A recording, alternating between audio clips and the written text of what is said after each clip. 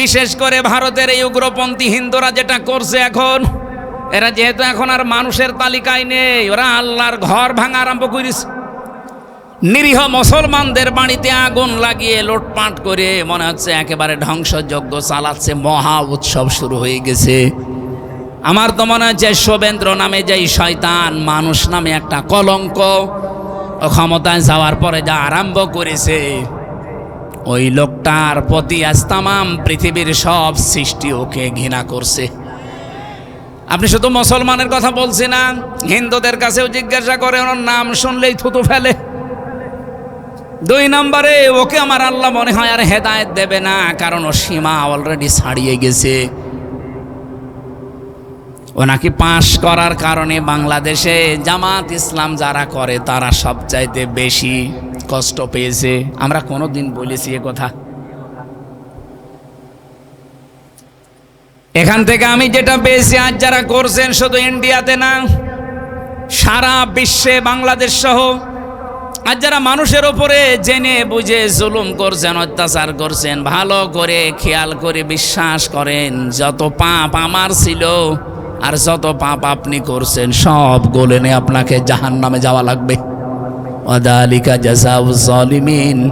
রব্বুল আলামিন বলেন, এইটাই পুরস্কার, এইটাই জাযা জালেমদের জন্য। ফাতাওয়াত লাহু নাফসুহু ক্বাতলা আখিহি ফাকতালাহু ফাসবাহা মিনাল খাসিরিন।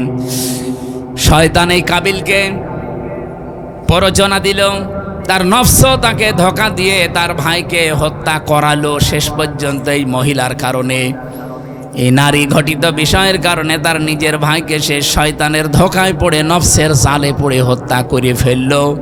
আল্লাহ বলেন, ফাসবাহা মিনান নাদিমিন, সে অনুতপ্তদের, সে ক্ষতিগ্রস্তদের অন্তর্ভুক্ত হয়ে গেল। ফাসবাহা মিনাল খাসিরিন।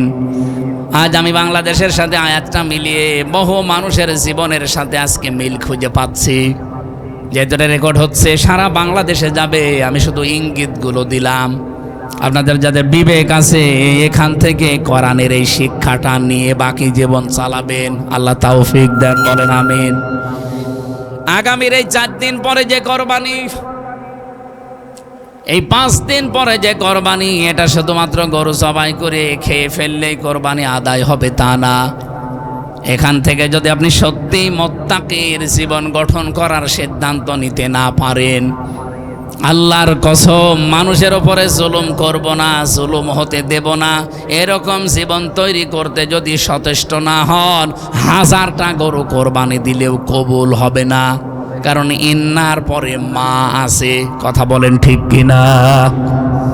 আল্লাহ আমি সহ যারা এবার কোরবানি দিচ্ছে, আগামীর বাংলাদেশ আমাদের এই কোরবানির শিক্ষা অনুযায়ী তৈরি করার তৌফিক দাও। নিজে অন্যায় এখন আর জেনে শুনে করব না, কেউ অন্যায় করতে গেলে আমি হতেও দেব না।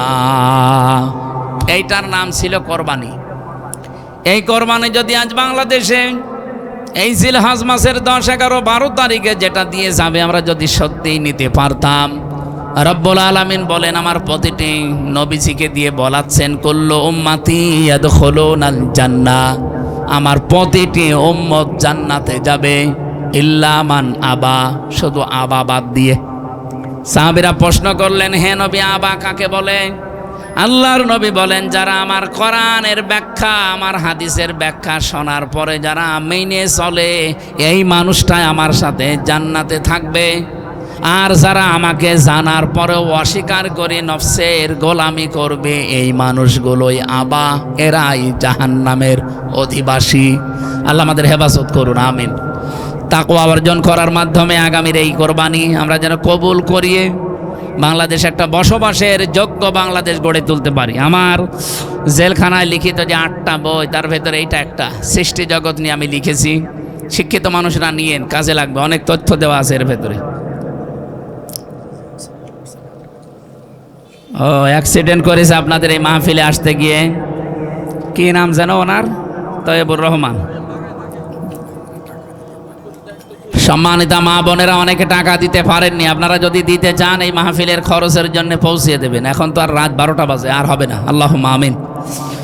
রব্বানা আতিনা ফিদ দুনিয়া হাসানা ওয়া ফিল আখিরাতি হাসানা ওয়া কিনা আযাবান নার ওয়া আদখিলনাল জান্নাতা মা'আল আবরার ইয়া আজিজ ইয়া গফফার ইয়া রাব্বাল আলামিন।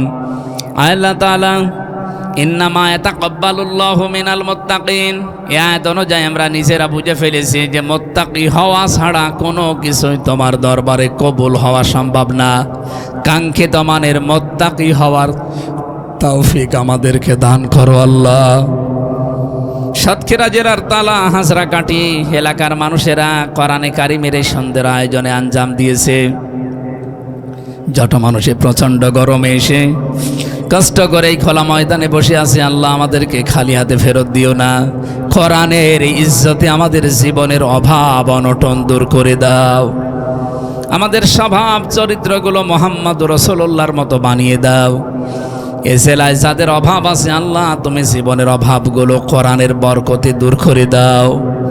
তোমার নবী জানিয়েছেন মাংসালনা আলাইকাল কোরআন লিতাশকা, তোমার আয়াত যে কোরআন যেখানে থাকে সেখানে অভাব থাকে না, জুলুম অত্যাচার নির্যাতন থাকে না। আল্লাহ কোরআনকে ৫৬,০০০ বর্গ মাইলের জন্য কায়েম করে দাও।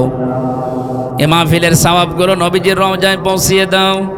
যত কষ্ট স্বীকার করেছে তোমার বান্দা বান্দিরা, দূর দূরান্ত থেকে আসতে গিয়ে তোমার এক বান্দা অ্যাক্সিডেন্ট করেছে, আল্লাহ তাকে শেফায়ে কামেলা আছেলা দান করো। আল্লাহ বিদেশে আছে কত মানুষ নিজেদের হালাল কর্মজীবনের জন্যে শ্রম দিচ্ছে বিদেশের মাটিতে, রক্ত ঘামানো পয়সাগুলো কোরআন প্রসারে তারাও দিয়েছে, তাদেরকে বিদেশের মাটিতে সহি সালামতে রাখো। আবার বাবা মার সন্তান আবার বাবা মার করে সহি সালামতে আল্লাহ ফিরিয়ে দাও। জেনে বুঝে আমরা যারা এই জমিনে দিন কায়েমের জন্য চেষ্টা করছি আল্লাহ তাদেরকে তুমি রোগ মুক্ত রাখো। যারা এখনো বোঝে নাই বিষয়গুলো, দিন কায়েম করা ফরজ, এটা তাদেরকেও বোঝার সুযোগ করে দাও। আল্লাহ জামাত ইসলামী বাংলাদেশের এক ভাই ক্যান্সারে আক্রান্ত, যে রোগের কোনো অ্যান্সার এখনো পর্যন্ত তৈরি হয়নি, কিন্তু সব কিছুর অ্যান্সার তো তুমি, শেফায়ে কামেলা আজেলা নসিব করে দাও। রব্বানা হাব লানা মিন আজওয়াজিনা ওয়া যুররিয়াতিনা কুররাতা আ'য়ুনিন ওয়াজআলনা লিল মুত্তাকিনা ইমামা। আমি সহ অনেকে অসুস্থ আছি, আমাদের শেফায়ে কামেলা আজেলা নসিব করো। প্রশাসনের যে ভাইগুলো আজকে দায়িত্ব পালন করেছে আল্লাহ প্রশাসনের ওপরে তোমার খাস রহমত নাসিল করো।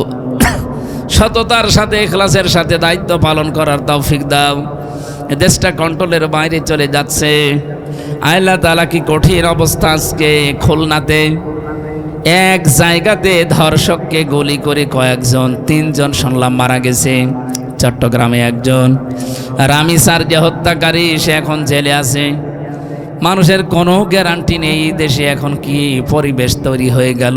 আল্লাহ তুমি আমাদের এই দেশটাকে তোমার আইন দিয়ে নিরাপত্তা দিয়ে দাও। সম্মানিত মা বোনদেরকে খাদিজার মতো আয়েশার মতো বানাও। যে যেখান থেকে এই মাহফিলের জন্য শ্রম দিলে কষ্ট করলো আল্লাহ তাদেরকে কবুল করো। যার মাধ্যমে এসেছি মতিয়ার রহমান ভাই, তোমার এক যুবক বান্দা, আল্লাহ তোমার এই যুবককে তুমি কবুল করো। এলাকায় মাটির নিচে যত মানুষ ঘুমিয়ে আছে কোরআনের ইজ্জতে মাফ করে দাও। মাওলানা হাফিজুর রহমান, আল্লাহ তাআলা আমার বড় ভাই এসেছে আজকে, বড় ভাইরা ভাই খালিদ, সাইফুল্লাহ সহ, তানভীর সহ, মাওলানা রবিউল ইসলাম সহ যত আলেমেরা এখানে এসে বসে আছে, আজকের বিশেষ মেহমান সহ প্রত্যেকটি আলেমকে আলেম হিসাবে কবুল করে নাও। আগামীর বাংলাদেশটা আমরা দেখতে চাই তোমার আইন দিয়ে চলছে, এইটা দেখে মরার তৌফিক দাও। বারাকাল্লাহু লানা ওয়া লাকুম ফিল কোরআনিল আযীম। জীবনের শেষ কথা যেন বলতে পারি লা ইলাহা ইল্লাল্লাহু মুহাম্মাদুর রাসূলুল্লাহ।